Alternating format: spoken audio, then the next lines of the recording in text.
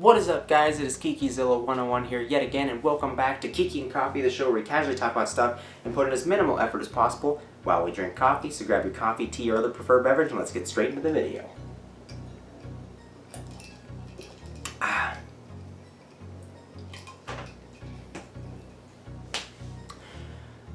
Finally, the Carnegie Collection. My childhood. This right here is basically my childhood on a table. Not all of it, because I have a lot of other Carnegie stuff I don't have up on here. There's so much to talk about with the Carnegie Collection.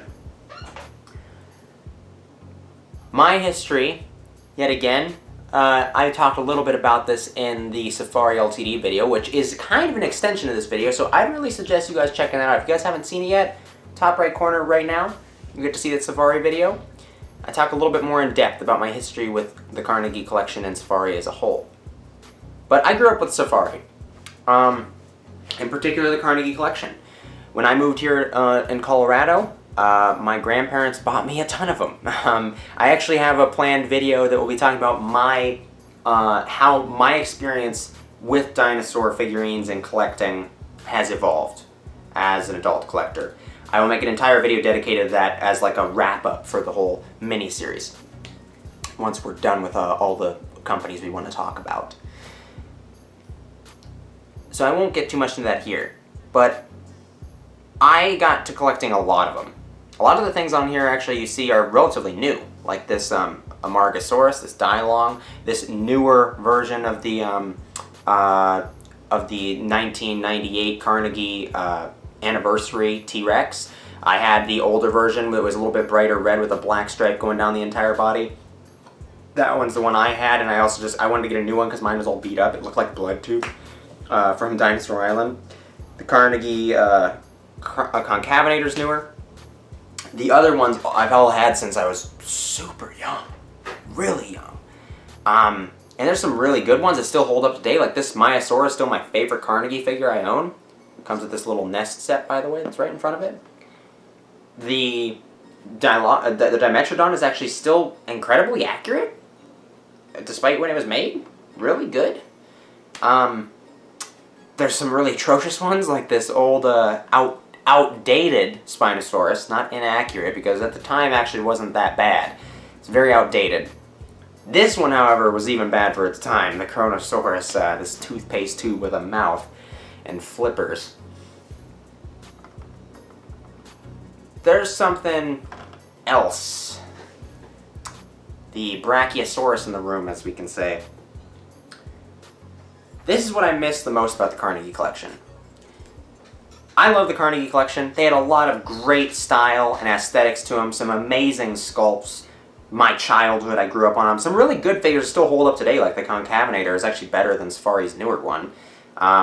And then you have, the Dimetrodon that still holds up, and the Maiasaurus is really great. Ooh, even this Dilong is really good. And I didn't grab the Babyausaurus, but I have that as well. You're going to see all of my Carnegie stuff. You can see it in the collection video in the top right corner right now.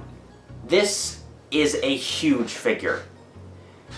I loved this when I was a little kid because I got to have a massive sauropod that was not only big and gave me a smaller sense, or a taste and a sense of the scale of these massive animals, like compared to all my other animal figures, but it actually sized up accurately to the other figures they were making. And it was a nice big solid piece to have. Not many companies do this anymore. Even the statue companies don't really dive into some of this sometimes. Like, it's a little bit harder to even see those guys. Like, PSO only has one sauropod that's even close to the same size as this one. That's the Mamenchisaurus, by the way. Safari doesn't make things this big anymore. And that's upsetting. It honestly is.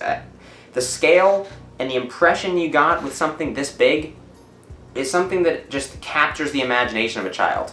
And with Safari's mission of their newer stuff, of trying to give toys that teach and trying to really capture the imagination of children, I think they're missing a huge opportunity here. I know that they're big, and I know that they can be expensive, but you've even seen with their Camarasaurus, the detail's pretty low on that one, and it reduced the cost by quite a bit. Like even their Edmontosaurus, which is less than half the size, is almost twice the price.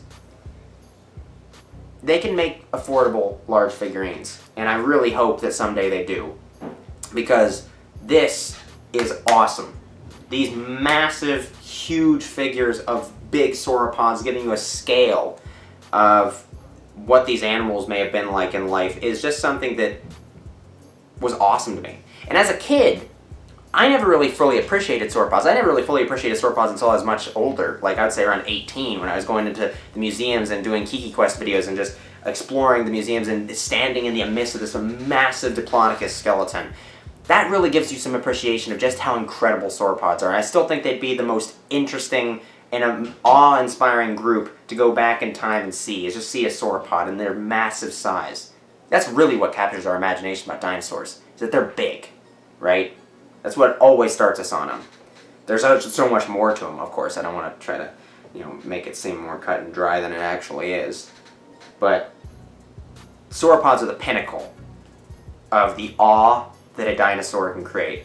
And this thing is all... This is exactly what I want. This is the pinnacle, my ultimate dream for Safari to return to, is start making big figures like this again. I want a 1/40th scale Argentinosaurus. Like, I know that's crazy, but just even something like a 1/40th scale Brachiosaurus again. Give us a 1/40th scale Brachiosaurus. Giraffatitan. Patagotitan. Just anything. A Supersaurus. Some new things that we haven't gotten before. Just give us some big sauropods. They're so cool, and there's very little that competes with the massive scale of this thing. This thing still my eyes just get sucked to it every time I look at my shelf because it's so tall and it's so big. And it just feels like so much of my collection is missing really big sauropod figures. And I don't want things like the Amargasaurus, which is just way oversized. It's a big figure, but it's not a big genus like that. I want something that's big and actually deserves to be that big, right? Like, don't get me wrong, I love that Amargasaurus. It's a great figurine, but I want big Brachiosauruses. I want big Argentinosauruses. I want big Mamenchisauruses. Let's do some big Titanosaurs. Like, just... There's so much that you can accomplish with a big sauropod figure. And I think that's the pinnacle of what I miss about Carnegie. People can nitpick and they can pick out things that they love. I'm sorry, I must have kicked off a bunch of dust off of that figure because it's been sitting up there and not being touched for a while. There's a lot of things people miss about the Carnegie Collection, and I look back on them fondly. I wouldn't want them to come back. There's a lot of things that they have issues with I think people kind of ignore sometimes. But in general, the biggest thing I miss is literally the biggest thing they produced. I miss these big sauropods. They didn't make too many of them even back in the Carnegie days. They made like the Diplodocus, this bad boy. My Apatosaurus is pretty decent size.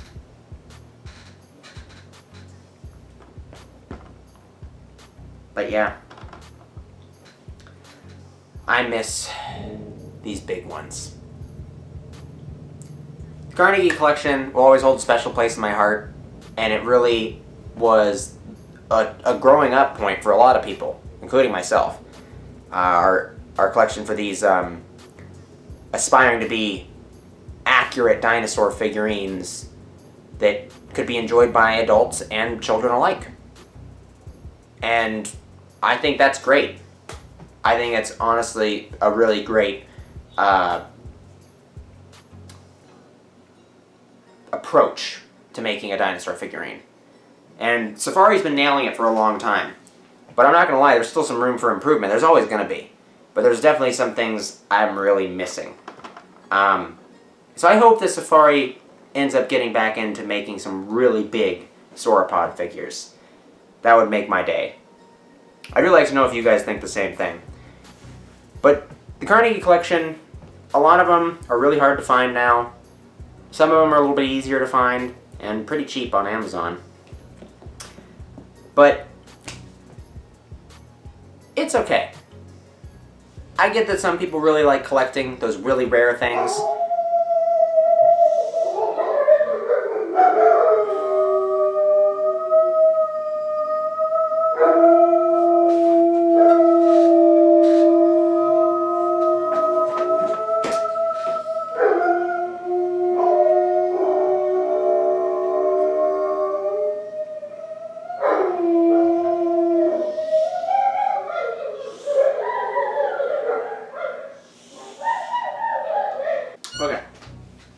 know some people are really obsessed with collecting rare like figurines and just getting them because of the status of them. For me, I've never been super into that. There's some phases where I was like, yeah, I could see the appeal. As I grew up and I've matured, I don't like that kind of collecting. Some people do, so don't get me wrong. If that's your thing, cool. If you're the person who just wants to get a completist collection of everything and just get a mass of figurines, cool. That's your thing. For me, I don't like it. I find it to be a lot healthier for me to just pick out things I really want and things that mean a lot to me. And to pick out things that are really important. And actually, my collection, while it is big, it is curated. And I've been cycling things out, and I'm picking out things I don't want anymore that I'm going to get rid of.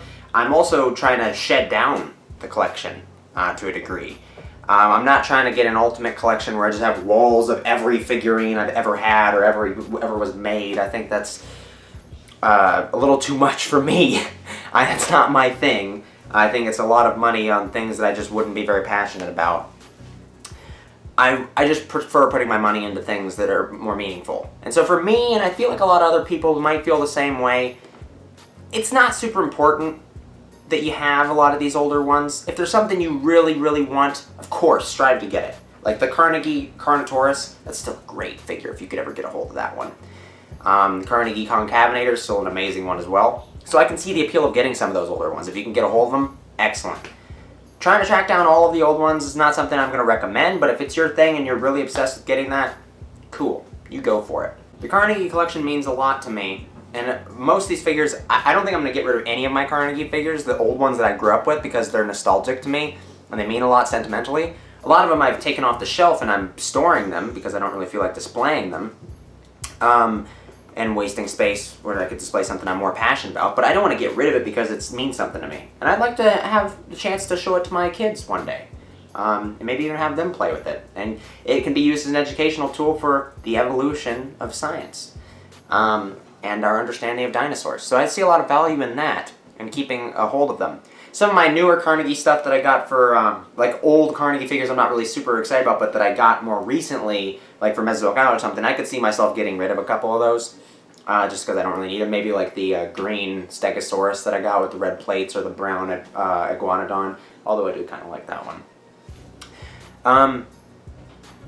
But if all of my collection disappeared and I had to rebuy everything, there's a lot of Carnegie figures I just simply wouldn't go back and buy. As sentimental as I am to this thing, and how much I loved it as a child, it's not something I'd go back and get, especially if it wasn't the original version. I couldn't see myself going back and repurchasing it. There are some that I do really like and I could see myself repurchasing. Like the Maiasaura, hands down, definitely would repurchase that one. Don't actually think I'd try to get a hold of the green nest one. I actually like the brown nest variant more. And that's the one I have. But maybe the green one would be kind of cool to get. This one I'd definitely get a hold of again. The Rex is amazing, still one of the best T-Rex figures ever made. So can't go wrong with that one. Toothpaste tube I could probably live without. As much as that one was one of my favorites when I was younger. I loved playing with that one in the bathtub and stuff like that because I was obsessed with Liopleurodon when I was younger. Loved Liopleurodon from Walking with Dinosaurs, and I discovered it actually wasn't that big, but still.